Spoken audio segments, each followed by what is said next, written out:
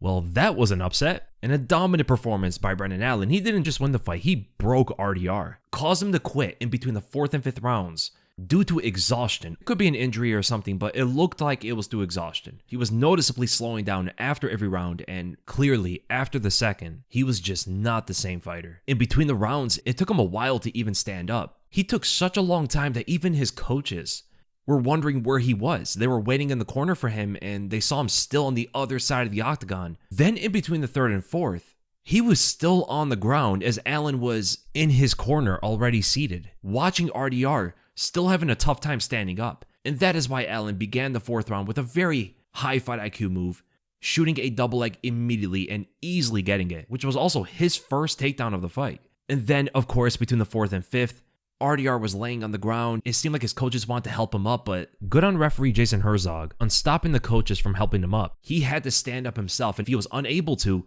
they would have called off the fight, which should have been done when Volkanovski fought Ortega, by the way.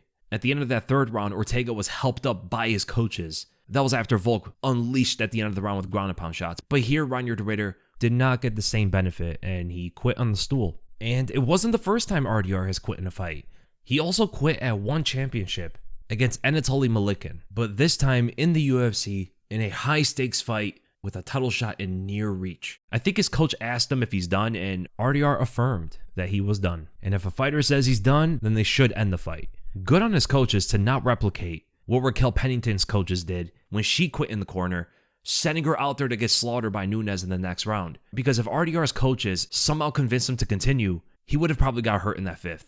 But why did RDR gas out when he went 5 rounds with Whitaker and won? I think there's a few different reasons. So firstly, every weight cut for a guy this massive for the weight class can hinder his abilities, especially when you cut 5 times in the span of a year. RDR made his UFC debut less than a year ago, so 5 quick consecutive weight cuts could be a reason as to why he gassed out, and of course the fight was mostly grappling, which for many fighters is naturally more exhausting. But regardless, he fights at middleweight, and he should probably move up, and it's still the biggest win of Allen's entire career. This is by far the most prestigious, but Allen, as good as he is, he lost to some of the best already. Nasruddin Imavov defeated him. Anthony Hernandez defeated him. And honestly, it tells us 2 things. Number 1, Fluffy would have destroyed RDR, like without a problem. This would have been an easy fight for Hernandez, because if RDR is gassing out against Allen, I don't even think RDR would have saw the 4th round against Fluffy, honestly. That guy is the middleweight Marab. The pace would have been accelerated from what Allen was able to impose. And the second thing is, middleweight might be somewhat shallow. It was looking with the introduction of RDR and some of the other top-ranked fighters that middleweight might be somewhat strong, but a Brendan Allen win now against one of the top contenders throws a wrench into all of that. It completely changes our perspective of this division. And if RDR is not amongst the best anymore, it shortens the elite group. I guess it's Khamzat, Dricus, Imavov, maybe Strickland, and Fluffy. Those 5 fighters are the elite of the middleweight division, with seemingly Hamza Chimaev being far ahead of the pack. And it was even talked about that RDR was going to be potentially Khamzat's most difficult opponent. And if that is the guy who poses the biggest threat to Khamzat, who just got dusted by Brendan Allen through grappling and pace, RDR never stood a chance against Khamzat. But does the distinction even matter? It seems like nobody stands a chance against Khamzat. But I do think Hernandez is the toughest fight for Khamzat, although he still loses. Now, this was definitely not a great result for the landscape of the middleweight division. It was great for Brendan Allen, but was it impressive on his end, or was it unimpressive from RDR's? That is going to be the debate here. Did Allen perform that phenomenally, or did RDR underperform? But beginning the 1st round, RDR shot a single leg takedown. He didn't entertain the striking that much, which was somewhat surprising. I thought he was going to focus more on the striking, landing body shots, throwing body kicks, goofy hooks, and all of his crazy striking. But no, his primary focus was on grappling. About 3 seconds into the fight, he shows Allen what his game plan is. And with the opponent being a switch from Anthony Hernandez, seeing that both Allen and Fluffy are grapplers by trade, could it be that he mimicked the game plan from his original opponent? Perhaps RDR just believed that he would be superior to both of them. Well, it seemed to be so in the 1st round against Allen. But the first single leg got defended. No problem for RDR. He continues the grappling sequences from the clinch, just like he usually does. He has the underhook. He's walking Allen to the fence. He's absolutely enormous. I don't know how this guy cuts the middleweight. Well, Him actually gassing out might be a reason as to why he might move up. But then RDR tries to hit him with a pretty impressive combination. So when Allen throws a knee, of course he's going to be unbalanced for that moment, right? He's only able to balance on one foot. Well, RDR tries to counter that by tripping out that leg, but Allen reestablishes balance quick enough, but it still causes him to lose balance momentarily. Then RDR strings with a left knee to the body that lands flush. Now, due to him balancing on one foot, Allen was able to slightly spin him around, and then RDR strings that with a hip toss attempt, but it fails. Allen had a sturdy stance right there and was unmoved by the takedown. So from there, he pushes RDR to the fence and gets tossed to the ground by a very similar throw, but there's a difference in the grip here. So he has a right overhook instead of a headlock, which could be better body control to pull him forward, creating some momentum so he can use that against Allen to secure the hip toss. A lot of these like judo style takedowns, and some wrestling takedowns of course, rely on some momentum building to secure the takedown. Well, as he kicks across both legs, it doesn't get Allen completely off balance right there, but it does cause him to step forward with his left foot, narrowing his stance. Now RDR got the perfect opportunity to land this hip toss. With the left hand gripping onto the elbow, he kicks across both legs, uses that overhook to toss him forward. Allen lands flat on the mat. Without blocking the full mount transition, RDR was able to step around, securing the full mount. And for a while, RDR was attacking the one arm triangle on the left side. But then as soon as he swapped the arm triangle to the other due to Allen leaning on his right shoulder, so it gives that opening if RDR is able to move there slowly. So he swaps from the left arm triangle to the right. First he gets wrist control to keep Allen's arm across his own chest. Notice how Allen's left arm is across his chest and on his right side. RDR wants to keep it there so he can get his head on the outside of that shoulder. He momentarily pins his head on top of Allen's and sneaks his left arm under and around the neck to snap on the arm triangle. But Allen was able to spin out of it, giving up his back. So it's still an advantageous position for RDR. I don't know if he used it as a bait necessarily, or he was really just trying to get these submissions and Allen happened to give up his back. It could be either or. It could have been a completely intended bait from RDR as well, due to him trying to get that arm triangle for what it seemed like, 45 seconds straight or something? It was a long time. And whenever RDR got the back, he always secured the position with the body lock. And he did it both when he had the back and when he had full guard. It really shows that his intention was to keep the fight on the ground, but we'll get into why that was extremely detrimental to him later. But then RDR tries to get the rear naked choke. He explodes for it. And just like he did when he moved from the back to the full mount again, then Allen gives up his back, allowing RDR to get the hooks in. It was a continuous rotation. Brendan Allen was like a rotisserie chicken, constantly rotating, as RDR sets him ablaze with that ground and pound. But then at the end of the first round, RDR explodes to get an armbar. With 11 seconds left, you would think he would just hold position and not expend his gas tank, but he sought out a finish as he neglected his position. Position before submission is very important in MMA grappling. Then in the beginning of the second round, RDR throws a knee to the body, and he throws it for the exact same reason that the commentators mentioned. When he throws these reckless knees to the body, he's trying to inflict damage, but also cause a collision between him and his opponent, so he can clinch with them and try to take the fight to the ground from there. But it is reckless in the fact that he could get punched in the face, and Allen nearly landed a flush right straight. Well, both strikes miss, but it still puts RDR in the advantage because it causes the clinch. He gets the left underhook and he pushes Allen into the fence, putting a heavy effort for the double leg takedown that fails. He expended a lot of energy there to try to get that takedown, but he eventually gets it from the outside trip from the clinch, which are his better takedowns.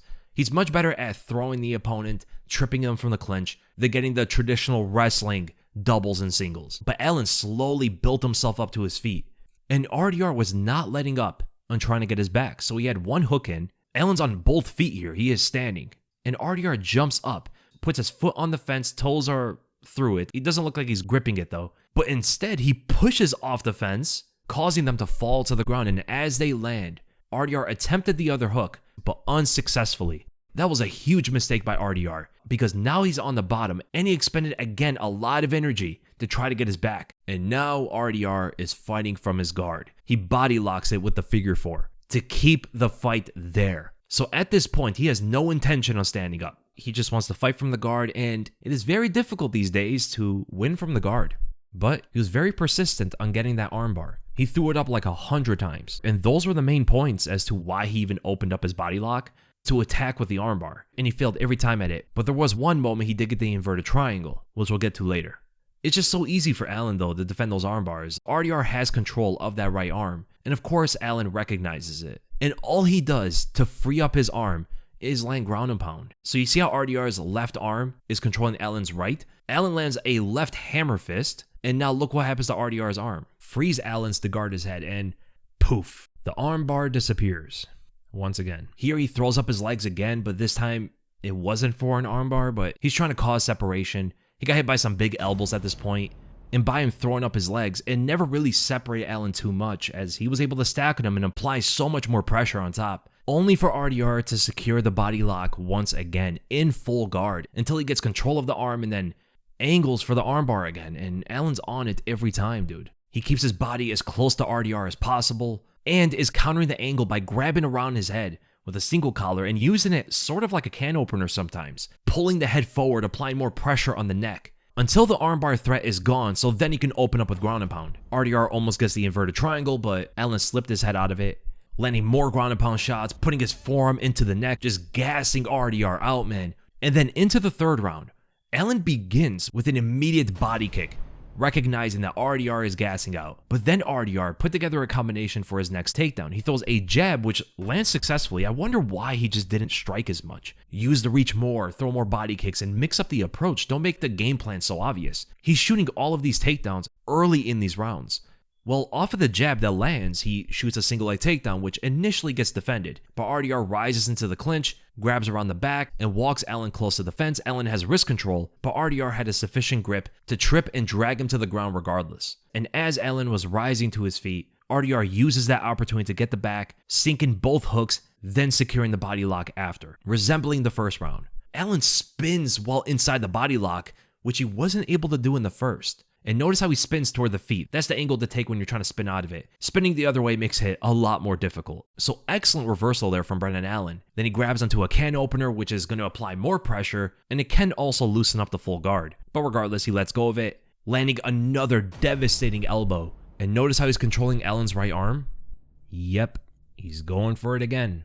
Dude, you're not getting an armbar on Brendan Allen. Even going into the fight, I never thought RDR would submit him from his guard. Allen is solid on the ground. I think if RDR focused on standing up instead of going for submissions, his chances would have increased for sure. But would have made a win likely? No, probably not. Well, he goes for another armbar, reaches under to hook onto the leg so he can pull and angle himself, but Allen just grabs around the head and hugs him in, and sits on the arm as well, causing RDR to get stuck until Allen can pull his arm out so then he can unleash with ground and pound in multiple different sequences, pushing his forearm into the neck, onto his jaw, restricting his breathing with his hand, just making the fight miserable for RDR. But then he gets hit with an inverted triangle and it works.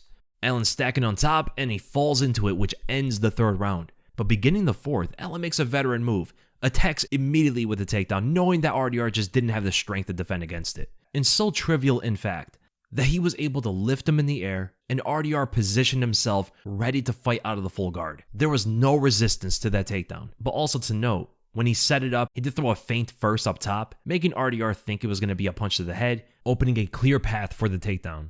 And there was a point in the fourth where Allen seemingly was fishhooking him. He had his fingers in his mouth, but it looked like it may have been accidental. I don't know how to interpret his intent, but he was pushing up at the jaw and then the fingers got into the mouth. He followed up with a hammer fist. Then later, he then applied more forearm pressure, stacked on top later while choking it with his hand, passing it to side control. Then RDR rolls and turtles to defend Allen's potential back take. But then he rolls into side control again and tries to explode for an escape. He attempts to push Allen away so he can scoot out and then hip bump, but both failed. Then Allen tried to get a straight armbar from there, but RDR was too slippery in the fourth round. RDR pretty much emptied his gas tank and that ended the fight. Dominant performance by Brendan Allen, and I don't know who he fights next because you can't rank him above Fluffy. But do they keep Adesanya in the top 5? Because he's above Fluffy. I don't know how they're going to rank this, but Brendan Allen is probably going to be above Caio Borralho at number 7, but let's say they all elevate one spot as RDR drops out of the top 5. So Adesanya will be number 4, Fluffy at 5, I would say Allen at 6, then Borralho at 7, RDR at 8, Whitaker at 9, something like that. And if that's how they rank it, then I would say Brendan Allen versus Dricus du Plessis is the fight to make. Because Strickland wants to fight Fluffy, Imavov is fighting Khamzat, Adesanya already fought Dricus. The next contender for Dricus would be Brendan Allen. I guess they could do that fight, and then for RDR, him versus Caio Borralho. I think Ohio beats him, especially if his gas tank is only ready for 2 rounds. I hope you guys enjoyed the breakdown. If you did, make sure to give it a like, subscribe, hit the bell for notifications. What'd you guys think of the fight? What'd you guys think of the performance? Where would you rank them, and how would you match make them next? And I'll see you guys in the next video.